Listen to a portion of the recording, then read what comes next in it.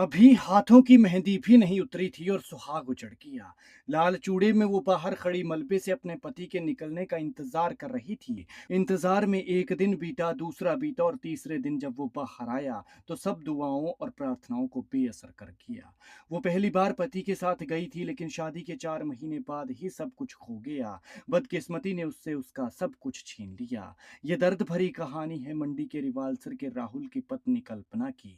वही राहुल जो केरलम के वायनाड में टनल निर्माण में लगा हुआ था। वहां गया भी कुछ वक्त पहले ही था, लेकिन किसे पता था कि यहाँ सब खत्म होने वाला है। लेकिन कभी कभी जिंदगी इतना बड़ा इम्तिहान लेती है कि इंसान के पास आंसुओं के अलावा कुछ नहीं बचता। मार्च में शादी हुई थी, 7 फेरों के साथ 7 जन्मों का साथ निभाने का वायदा किया था।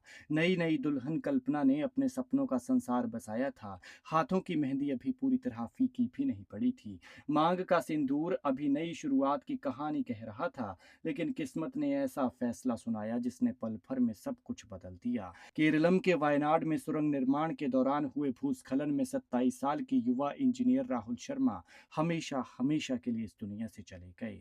3 दिन तक परिवार उम्मीद के सहारे जीता रहा। पत्नी राहुल के साथ गई थी, इसलिए लैंडस्लाइड की खबर मिलते ही उस जगह पर पहुंच गई जहां मलबे में दबा राहुल सिसक रहा था। पति न जाने मलबे में कहाँ था, लेकिन उसकी जीवन संगिनी उसके दर्द, सिसकियों से थमती सांसों के साथ निकलती आह को मलबे के बाहर खड़ी महसूस कर रही थी।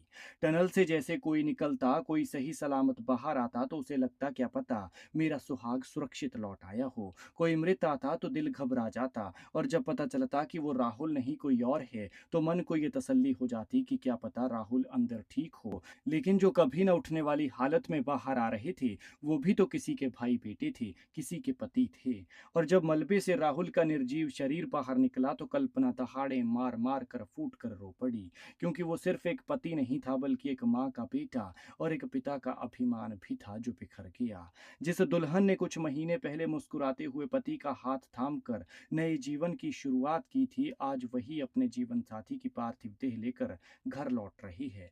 यह सफर कभी उसके सपनों का था, लेकिन अब ये सफर उसकी सबसे बड़ी पीड़ा बन चुका है। सबसे बड़ा दर्द शायद उस माँ का है कि जिसे अभी तक ये बताया ही नहीं गया है कि उसका बेटा अब कभी लौट कर नहीं आएगा। जो 2 दिन से हर पल बेटे के जिंदा मिलने की दुआएं कर रही थी, वो सिर्फ ये पूछ रही थी कि मेरा बेटा कहाँ है। और जब पता चला कि उसका बेटा इस दुनिया में नहीं है तो ये बात तो उसे बताई ही नहीं गई है। लेकिन क्या होगा जब बेटी का पार्थिव शरीर सामने आएगा? हर उम्मीद टूट जाएगी और हिम्मत साथ छूट जाएगी। कुछ कहानियां अधूरी रह जाती हैं, कुछ सपने वक्त से पहले बिखर जाते हैं और कुछ इंतजार ऐसे होते हैं जो कभी खत्म नहीं होते। राहुल शर्मा अब हमारे बीच नहीं है, लेकिन उनकी यादें, उनके सपने, उनके अपने उम्र भर इस दर्द को अपने साथ लेकर जिएंगे। ईश्वर दिवंगत आत्मा को अपने श्री चरणों में स्थान दे और इस असहनीय दुख को सहने की शक्ति पूरे परिवार को प्रदान करे।